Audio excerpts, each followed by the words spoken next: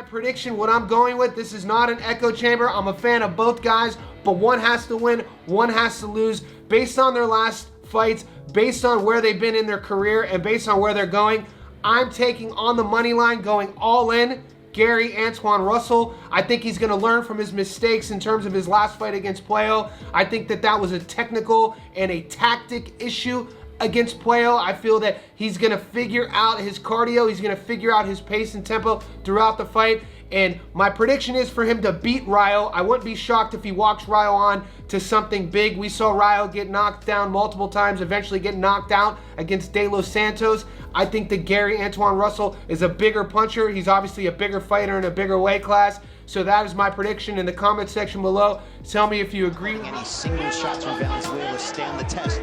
What I mean by that is he always answers back in a big media and leads. Yeah, he's always alert. Final 60 seconds of the 7th. What's up, fight fans? Welcome to my channel. This is Johnny, and in today's video, we're going to be going over the statistics that nobody talks about when mentioning last night's title fight at 140 pounds between then champion Rayo Valenzuela and the challenger Gary Antoine Russell.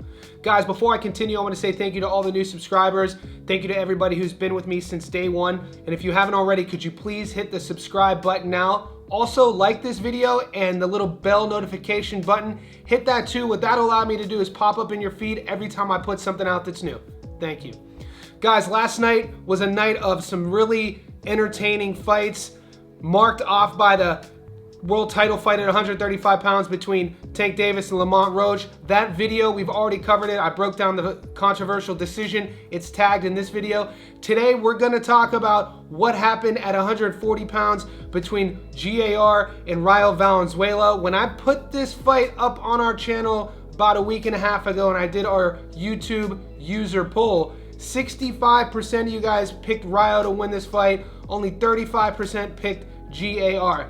The following week, when I did my prediction video and I said, and I gave you reasons why I felt GAR was going to win this fight, still a lot of you guys chose Rayo. I understand why you chose Rayo, and Valenzuela is a fun fighter. He's entertaining. It's just that I just didn't see in his career up until that point what you guys were seeing. And going into fight night last night, I felt like the matchup was a perfect opportunity for GAR's style for him to showcase. Now, I'm not going to sit here and tell you that I knew what was going to happen or I predicted GAR to put on a career-defining performance, but I did think he was going to win. I don't know if a lot of you guys were aware. If you go back to the amateur career, and this is why I was siding with GAR, was his amateur pedigree, his professional pedigree, where he comes from. In the amateurs, he fought the best of the best. He's beaten Abraham Nova, Richardson Hitchens a couple times, Jermaine Ortiz. He has wins over Jaron Ennis. So the guy has been in there with the best of the world since he was a young man. And when we last saw him against Puello, he lost his first career fight, but if you watch the first half of the fight, he looked great. It's just that his cardio and his gas tank started fading, which usually is always there. And Puello is a tricky customer to deal with, a very slick southpaw. So he was struggling later on in that fight to figure out Puello, and Puello outpointed him. Just because he lost, I thought to myself, man, I can't wait to see GAR fight again. I'd like to see him become more active, because that was one of the knocks on his career at the Puello fight was, I mean, he doesn't fight a lot, right? But when the Rayo fight was signed, I was like, all right, we're gonna see him twice in a calendar year, in a span of 12 months. Let's see if he's improved upon what we saw against Puello, and that's why I took him. I just thought the intangibles were there. I thought it was gonna be power versus speed, but Russell dominated everywhere. Russell's hand speed was ridiculous last night. His pace, his output, his cardio, he jumped on Rayo from the very first bell. And guys, all you Rayo fans, don't hate when I say this, Rayo was never in the fight. I had him losing every single round. One of the judges gave Rayo one round, but it was a complete whitewash. Rayo did his best work in the last round. He caught GAR with a couple nice shots and stunned him a bit. He even knocked GAR's mouthpiece out, but there was no point in the fight where you thought that GAR was gonna lose this fight. And I think it's gonna be one of those fights where Rayo did take a lot of damage, but at 25 years old, he's gonna be able to learn from it. Now, stay tuned to the end of the video. I'm gonna give you my output or my opinion on where Rayo went wrong, and it wasn't a physical issue. It was a game planning and his fight camp issue. And you guys know I'm a Team Garcia fan. I just feel like his camp let him down a bit in the game planning. Before we get there, let's take a look at the stats. There's a lot of them that tell the story of this fight. We're gonna look at the jabs, the power punches, and the total output. Guys, Russell overwhelmed Valenzuela, throwing 957 punches and landing 252. Russell averaged 80 punches thrown and 21 punches landed per round. Valenzuela averaged 37 and 11 respectively. Valenzuela was never in the fight as reflected by the judges' scores, 119 to 109 twice and 120 to 108 all for Russell. The total jabs of the fight: Valenzuela throws 238, landing 49 at a 21% clip. Russell throws 494, landing 77 at a 15% clip. Rayo was more accurate, but the volume on Russell was just too overwhelming for Rayo to deal with. The power punches say a similar story. Rayo throws 205, landing 78 at a 38% clip. Russell throws 462, more than doubling up Valenzuela's output, landing 175 at a 38% clip. And the total punches of the fight, once again, Rayo throws 443, landing 127 at a 29% clip.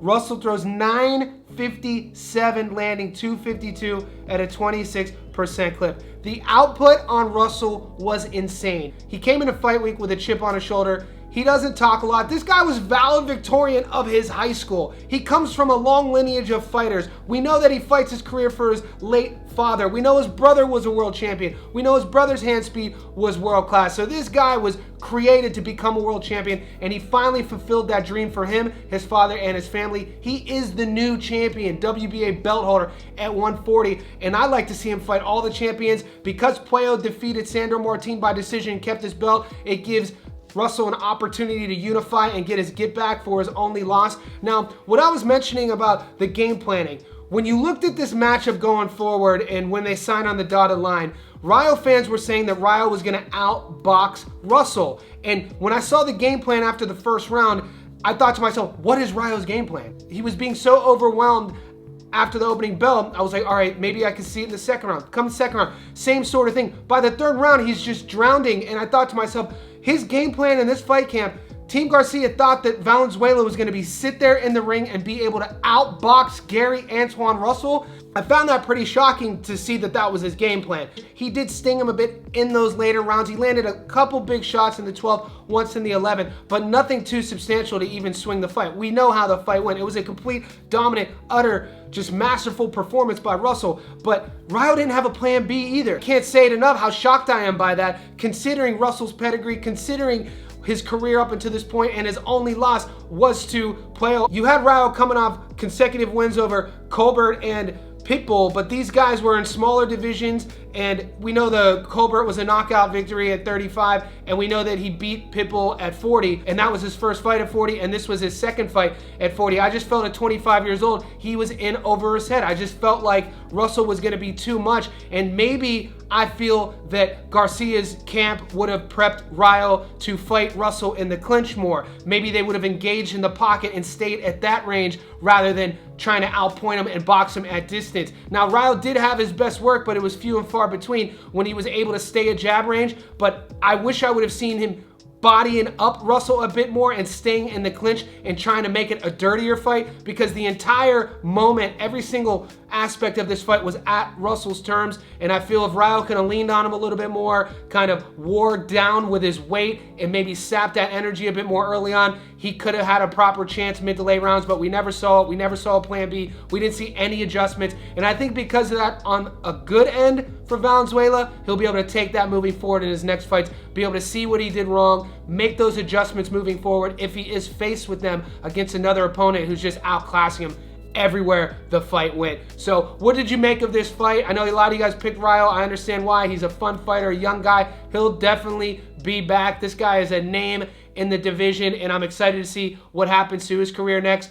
With Russell, I want to see the playoff fight. I want to see world title fights. I want to see him more active. And like I said, I can't think of a more electrifying performance from a non-champion in a world title fight in the last few years than what I saw with GAR against Rayo. Guys, in the comment section below, let me know what you thought of this fight and what do you want to see next for both guys.